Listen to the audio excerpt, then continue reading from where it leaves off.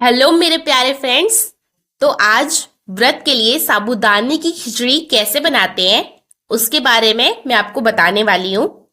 आप यही कहेंगे ना कि साबूदाने की खिचड़ी बनाना कौन सी बड़ी बात है, लेकिन आज मुझे आपको जो टिप्स और ट्रिक्स बतानी है साबूदाने की खिचड़ी को बेहतर बनाने के लिए, वो बहुत ही इम्पोर्टेंट है।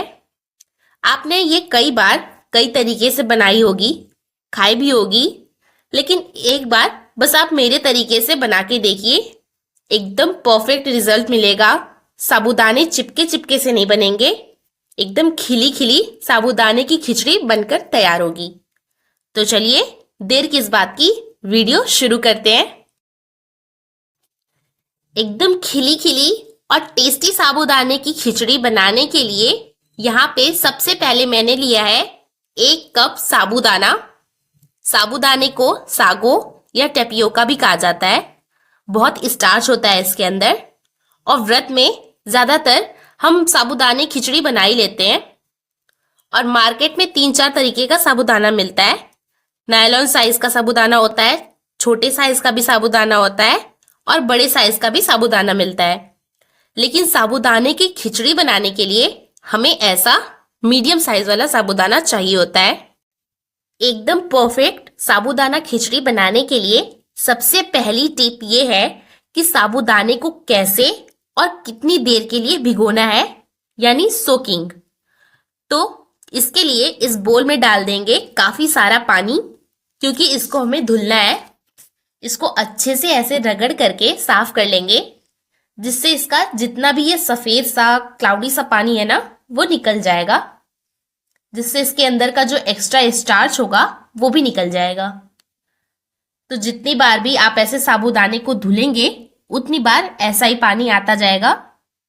लेकिन इसको 3 से 4 बार जब आप धो लेंगे तो पानी थोड़ा साफ होता जाएगा, तो इससे जो भी इसमें डस्ट वगैरह है ना, वो भी निकल जाएगी।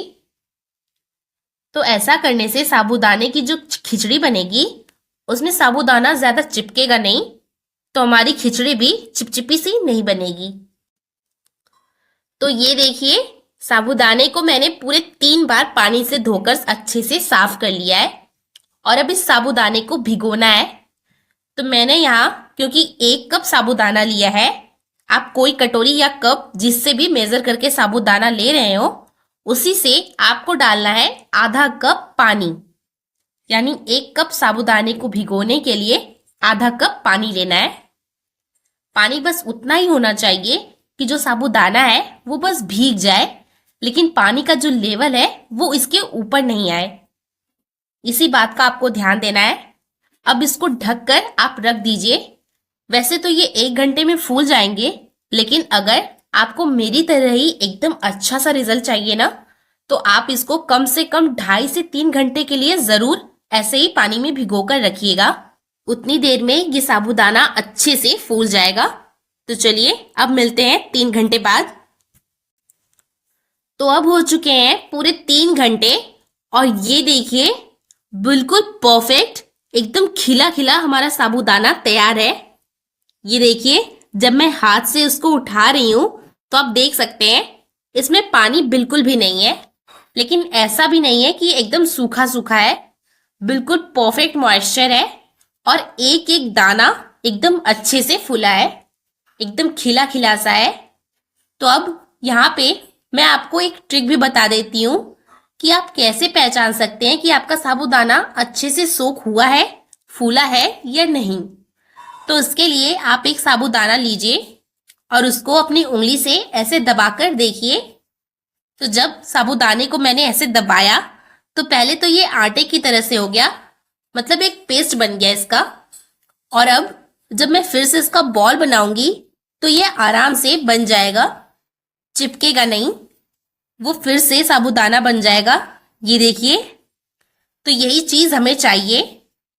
कहने का मतलब ये है कि साबूदाने को आप इतने अच्छे से भिगा लीजिए पानी में कि इसके अंदर एक भी दाना रह न जाए। मतलब बिल्कुल भी कड़ा नहीं होना चाहिए साबूदाना, नहीं तो खाते वक्त आपको मुश्किल होगी। मैं आपको एक प्लेट में गिरा के दिखाती हूँ साबूदाने को। ये देखिए कैसे गिर रहे हैं, लग रहा है ना कि एकदम मोतियों की बारिश हो रही है। सारे दाने एकदम अलग अलग खिले खिले हैं। तो चलिए अब बना लेते हैं अपनी फटाक से साबूदाने की खिली खिली खिचड़ी। तो परफेक्ट साबूदाना खिचड़ी बनाने के लिए गैस पर चढ़ाएंगे एक कढ़ाई। अब दूसरी बात, अक्सर हम नॉन स्टिक की कढ़ाई में ही बनाते हैं, लेकिन आप इसको एल्यूमिनियम की कढ़ाई या स्टील की कढ़ाई में भी इजीली बना सकते हैं। तो यहाँ कढ़ाई में मैं डाल दे रही हूँ 2 चम्मच देसी घी। आप जो भी तेल या घी यूज करते हैं व्रत में वो आप ले लीजिए। और घी के गर्म होते ही यहाँ मैं ले रही हूँ थोड़ी सी मूंगफली, करीब 5-6 चम्मच मूंगफली है। तो ये मूंगफली को हम घी के अंदर अच्छे से रोस्ट करेंगे। तो आपको एक काम और करना है, 3-4 चम्मच मूंगफली लेकर आप उसको ड्राई रोस्ट कर लीजिए। मतलब बिना घी के ही रोस्ट करने के बाद मूंगफली का छिलका हटा करके उसको मिक्सी में ग्राइंड कर लीजिए। तो उससे आपको मूंगफली का पाउडर मिल जाएगा जिसकी जरूरत हमें आगे पड़ेगी। तो अच्छा, एक बात और, मैं इतने साबूदाने में इतनी सारी मूंगफली का यूज नहीं करूंगी। कितना और कैसे करूंगी ये मैं आपको आगे बताती जाऊंगी। आप बिना व्रत के भी, व्रत नहीं रखा है वो आपने, तभी भी इस साबूदाने की खिचड़ी को बनाइए। आप इसके फैन हो जाएंगे और फिर खुद को रोक नहीं पाएंगे कभी भी इस खिचड़ी को खाने से। तो धीमी आंच पे ही हम इन मूंगफली को रोस्ट करेंगे जब तक कि ये अच्छे से एकदम क्रंची ना हो जाए। जब मूंगफली के छिलके पे ऐसे क्रैक्स आ जाए ना, तब समझ जाइए कि ये अच्छे से रोस्ट हो चुकी है।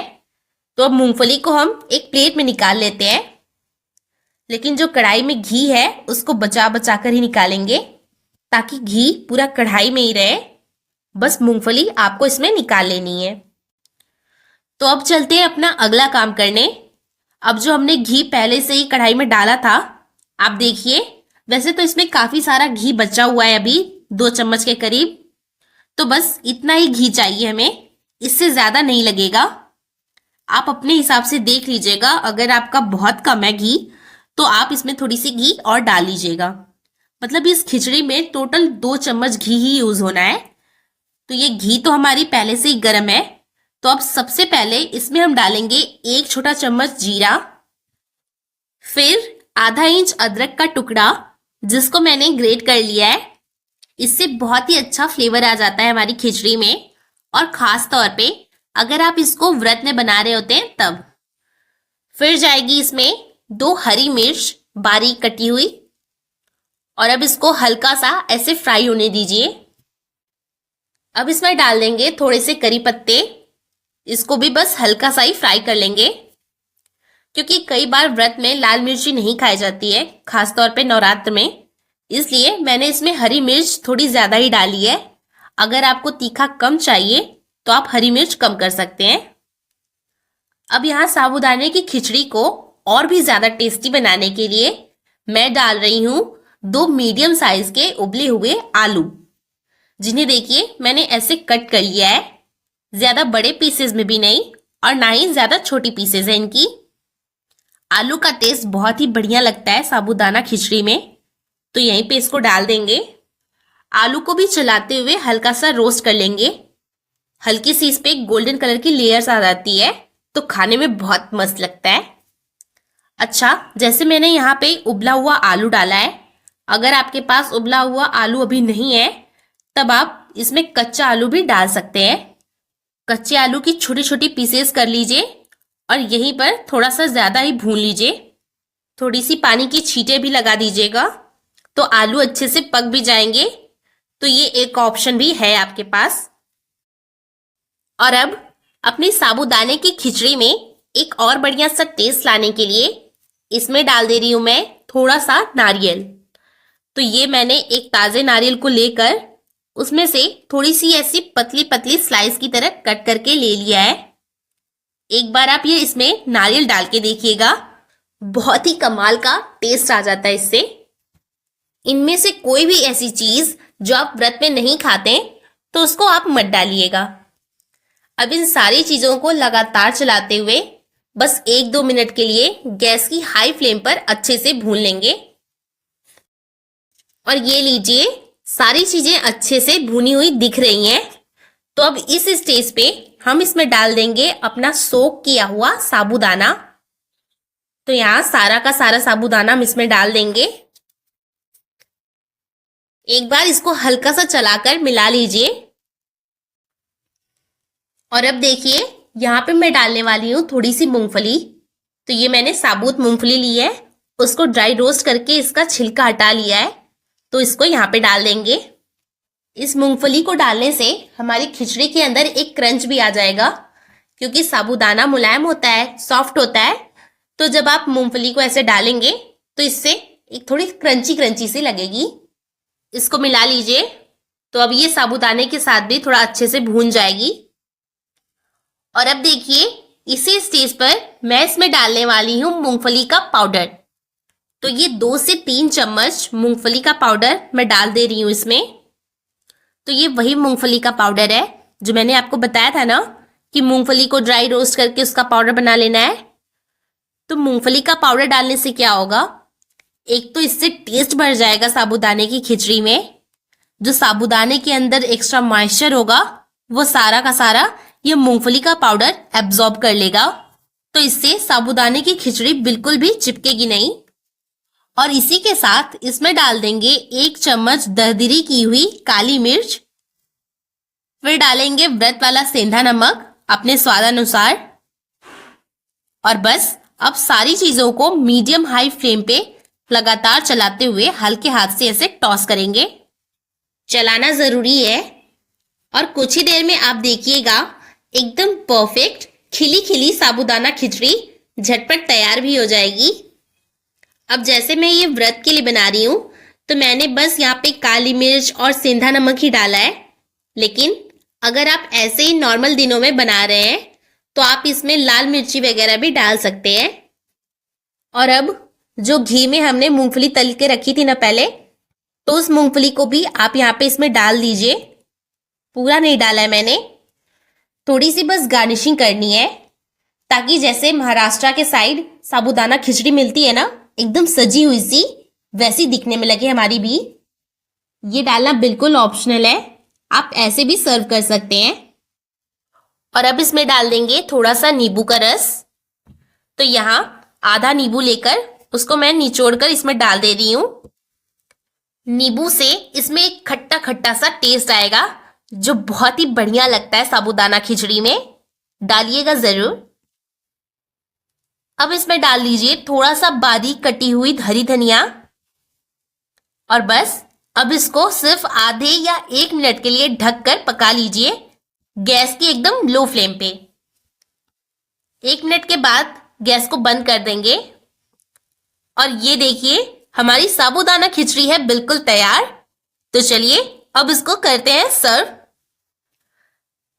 तो ये लीजिए एकदम खुशबूदार, हेल्दी, टेस्टी और एकदम खिली खिली परफेक्ट हमारी साबूदाना खिचड़ी बनी है। एक एक दाना बहुत ही अच्छे से पका भी है। मतलब ऐसा नहीं है कि आप जब खाएं तो ये आपके दांत में चिपक जाए या कड़ा हो। सब कुछ परफेक्ट है। अब फिर से इस पे ऊपर से थोड़ी सी गार्निशिंग कर देंगे धनिया की पत्ती की। और ये लीजिए उपवास के लिए स्पेशल हमारी साबूदाना खिचड़ी बनकर तैयार है। तो बनाइए जरूर और एंजॉय करिए ऐसे टेस्टी टेस्टी रेसिपीज व्रत में भी। तो आप इन सारी टिप्स को फॉलो करके एकदम बेहतरीन सी परफेक्ट खिली खिली साबूदाने की खिचड़ी आराम से बना सकते हैं। और इसको आप एंजॉय कर सकते हैं व्रत वाली तीखी चटनी या फिर मीठी लस्सी के साथ। तो उम्मीद करती हूँ फ्रेंड्स आपको ये रेसिपी बहुत पसंद आई होगी। अगर आपको ये वीडियो अच्छी लगी है तो मुझे सपोर्ट करने के लिए चैनल को सब्सक्राइब कीजिए। और बहुत से तरीके की व्रत की स्पेशल रेसिपीज की लिंक मैंने आपके साथ डिस्क्रिप्शन में शेयर कर दी है, तो आप वहां से देख सकते हैं। तो चलिए मिलते हैं अगली वीडियो में एक और जबरदस्त सी रेसिपीज के साथ। तब तक के लिए bye bye, take care and thanks for watching.